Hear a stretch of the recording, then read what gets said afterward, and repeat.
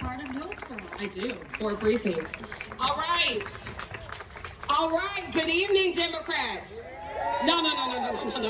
I know it's been hard in session, but good evening, Democrats. That's what I like to hear. So good evening, and thank you so much for having me and having this honor to share with you. First, I have to give a shout out to Ione, because I would be remiss not to mention her. If it wasn't for your leadership, we would not see the gains that we've had in Hillsborough County.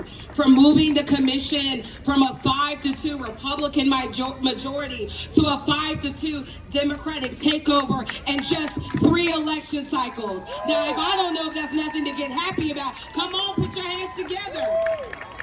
And I also want to shout out Ione and my good friend, my sweet mate, Representative Andrew Learning, for keeping District 59 a Democratic seat. And I'm so proud and honored to be here. So when I got elected last November, y'all, I was elated, I was excited, because I was going to do the people's work. I was going to fight the good fight. I was going to work to expand access to health care and affordable housing, protect my constituent fish in the waters that they live in. I was going to help draft and create and implement sensible gun reform and advocate for our most vulnerable citizens. But my Republican colleagues had a vastly different agenda. During this session, every day was a battle for the soul of our democracy and the future of our state. When Democrats pushed to expand voting access, I filed a bill for automatic voter registration. It never received a hearing. But yet the Republicans introduced and passed legislation that suppressed voting rights. I call it Jim Crow 2.0. When the Democrats, and y'all, this is actually a little bit of a love letter to the Democrats, because as Leader Diamond can say, we fought. When the Democrats tried to make sure all of our voices were heard, even voices that don't necessarily align with our values, the priority of the governor and the legislature was to quench the voices of our people in the state. They introduced and passed unconstitutional HB 1. We know that every successful movement, this country even, was founded on civil dissent and protest. While the Democrats attempted to lessen the burden on working families and the impact of the pandemic by filing HB 1, which my friend Representative Learned was the sponsor of, and I was proud to co-sponsor. I think Representative Diamond co-sponsored it. We were only able to vote on measures that benefited corporations and gave those same corporation tax breaks. And in dark rooms, they used trans children as pawns in order to get a bill signed so the governor could have red meat for his base. They did all of this, as one Republican representative said, because they can. So while 45 may no longer be in office, the Republicans are still doing his bidding because, as they said, they can. So the only thing that our Democratic caucus had at our disposals were our mic and our votes. And yet we made sure on the record that our opposition was clear. We made sure that it was clear we opposed banning transgender children from playing sports and having genital inspections, that we opposed raiding our affordable housing funds, and that we opposed voter suppression no matter what the iteration was. And I want to let you know, you only introduce those types of measures when you know you're going to lose. And you know you're going to lose the very power that you're seeking to take from the people of the state of Florida. But there's a hope. And that hope is President Joe Biden. When he delivered his address to Congress this week, he had behind him the first woman, the first black woman VP, and a woman Speaker of the House. And on the very day that we voted here in Florida to discriminate against transgender children, and really I say all children, he provided much needed words, your president has your back. So while While Florida's leadership filed bill after bill to chip away at our democracy and to make it harder for citizens, I have a hope and I have a belief, because of what y'all are doing in Hillsborough, that this is only temporary. Why? As I said, because President Biden has our back. Florida is receiving nearly $20 billion from the American Rescue Plan, and we made sure that the record was clear with the Republicans, that the only reason they're able to bridge the budget gap is because of Democrats, is because of President Biden, and it's because of our Democratic congressional leaders in Congress. So the funding will do a couple of things. I heard someone talk about transportation. In Florida, there are 408 bridges and over 35 miles of highway that need repair. And then we know Tampa Bay, even across the bridge, it's one of the quickest growing regions in the state of Florida. So when I hear that money is coming to Florida, I don't know about you, but that's good news.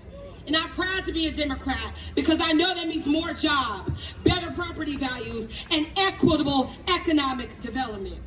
And then my second thought is, my God, the traffic.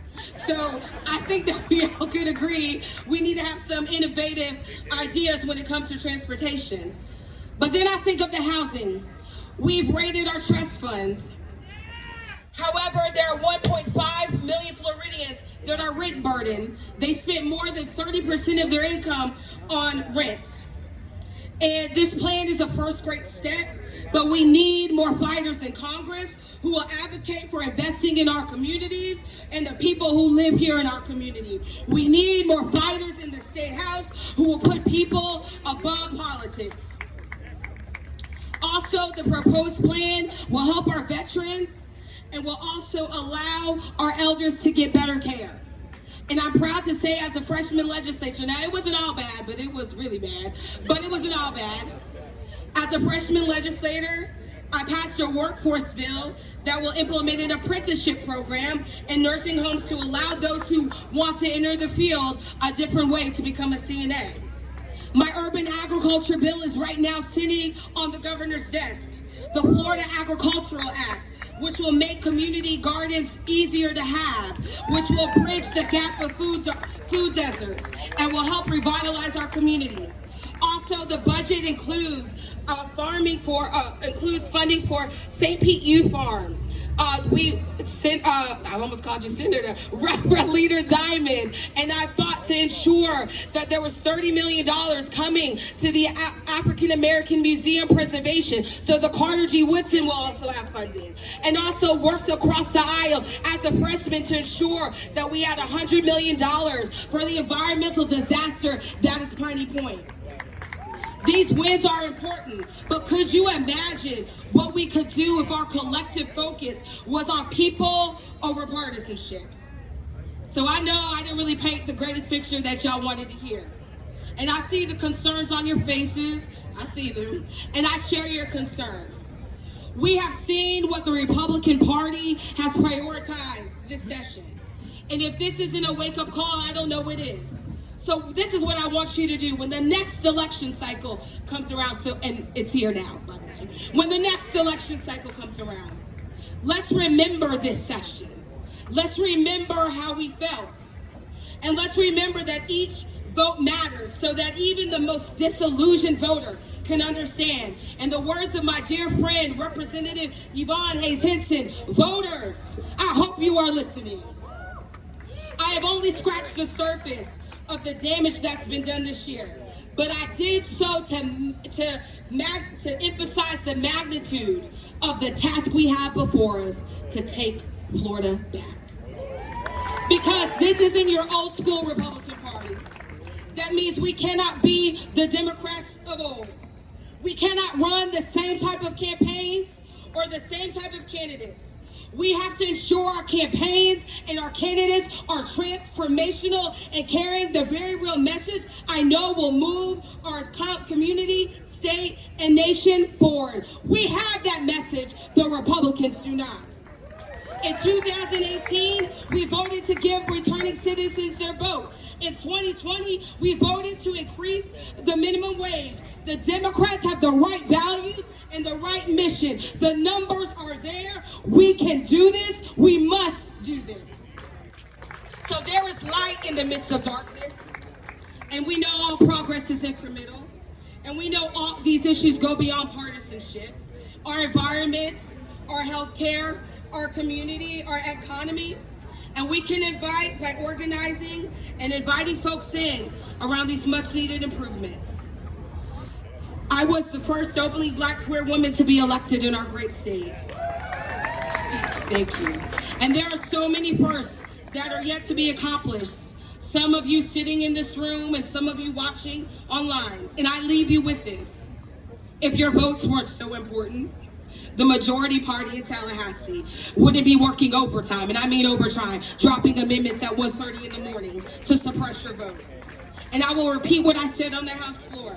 If you have to engage in voter suppression tactics to win your elections and re-elections, you shouldn't be in the Florida legislature. And guess what? We got some Democrats that are gonna get them the heck out.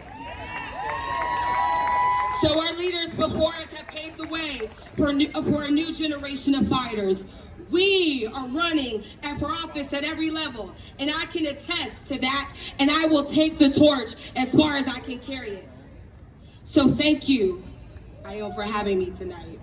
Your presence and constant engagement is what keeps me going. Know our work is just beginning. Thank you.